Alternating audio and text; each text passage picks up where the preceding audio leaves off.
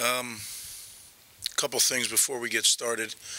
First, we lost a great member of our community, our football community and our New Jersey community, in Drew Gibbs. I know there was a service on Saturday that I was unfortunately unable to make because of our game at Penn State, but it's my alma mater where he coached for a long time and did a tremendous job and affected so many people's lives. So to he and his family, our thoughts and prayers certainly with you. On a little lighter note, I want to congratulate Mike O'Neill and the women's soccer team onto the Elite Eight, which is really awesome. I want to wish the entire team, as well as coach and his staff, good luck versus Arkansas. Friday night, big game. Let's go pack it. It's at our place. Let's pack Ursac Field and go see what women's soccer has in hand for us. We're getting ready, obviously, for Maryland. It's a big game for a lot of reasons. We're up against it a little bit. We've had a flu bug going through the team all last week, and it's continuing on. So it's something that we're battling right now. It was pretty bad last week. There was a bunch of guys we weren't sure on how it was going to go leading up to game time. And unfortunately, I feel like we're going to be in that similar situation. So when it comes to injuries, we got out of the game pretty well, with the exception of the continued outbreak of flu. So with that, I'll open it to questions.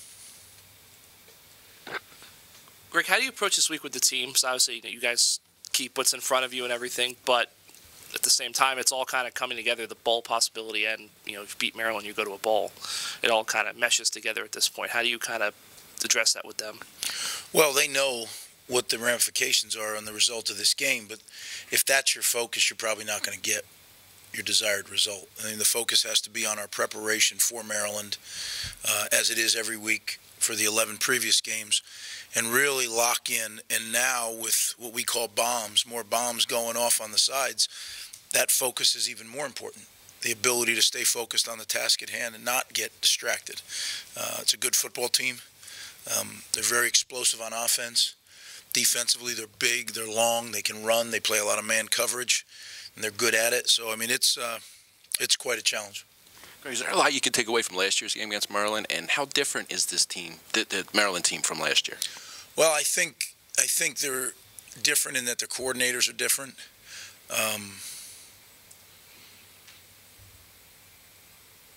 There's similarities because of the people, and obviously the head coach is the same.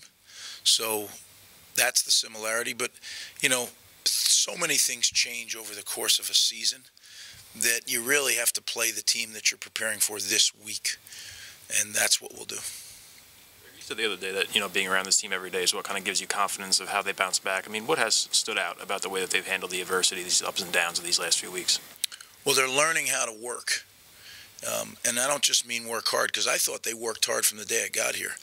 But I think they're learning how to direct that work, all that energy, where it needs to be directed. And I think they're starting to build an accountability amongst the players. It's not just coach to player, but player to player. And that needs to continue to grow. But that's the seeds of building a program, when there's player to player accountability to do the hard, tough stuff day in and day out. Greg, is there any extra motivation among the guys after last year's game against Maryland? Mostly talking about that controversial play between Finau and Vedral. Well, that was certainly an unfortunate incident, but I think there's so much time and so much on the line now. I'm not sure that really carries much, Rich. I guess you hope that you get 03 and Max Williams back this week. I guess Monangai, is questionable. And then with the flu, do you almost go back to last year's playbook in terms of how you run meetings and practice to sort of best keep things separate as you can and control it? Well, we've been trying to, right? So we're not all the way back to last year's playbook, because that would have been changing locations and all that. We didn't do that, no. Maybe we should have, but that's not what we decided to do. What we do is really emphasize masks, washing hands, the little things that can help us spread that, and really a close eye on anybody that has any symptoms whatsoever. obviously with the bowl implications on the line, it's a big deal. But you always talked about the importance of those practices for the developmental standpoint of the younger players. Can you just talk about what that means? I think people lose sight of those extra practices and what they can do for those younger players. Well, you're right. It is important, but I'm gonna hold off on any of that talk. If that's a pertinent question next week, I'll be glad to get into it in detail. O-line, going with Gus at center and Nick at right guard. I mean, what kind of do you like about that combination, and what stood out about the way that they played those last 2 weeks? Well, I think Gus is really improving. His arrow is up. And again, we're just trying to find the best combination of 5 guys that produce the best result. Now, some would say, well, that didn't happen Saturday. Well, I know, but again, you have to go against what would have been with other groups in there as well. So we're never 100%, that's for sure, but we're trying.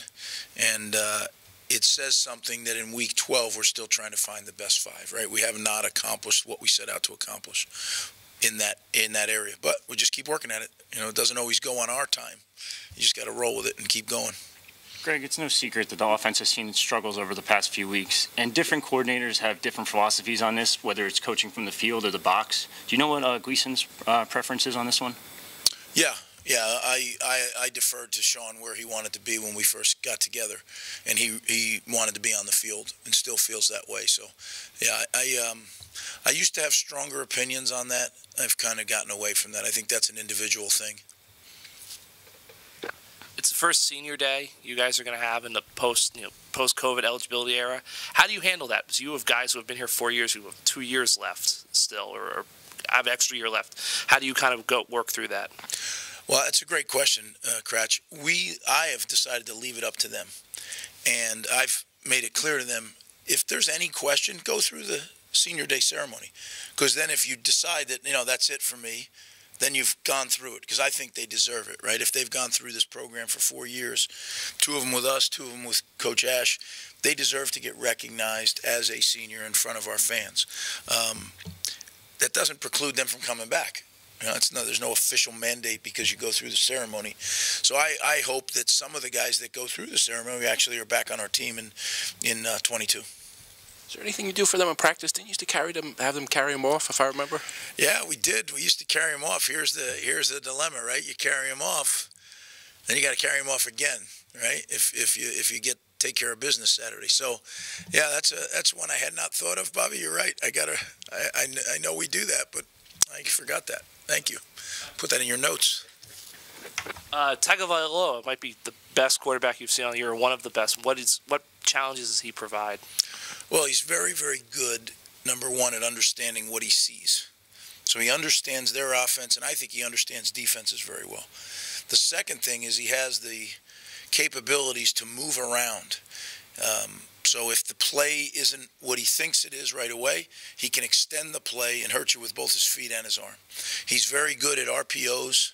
They run a lot of connections, a lot of different attachments to their run game. So they're blocking a run play and throwing the ball on a pass if it reads out that way, and he's very, very good at doing that.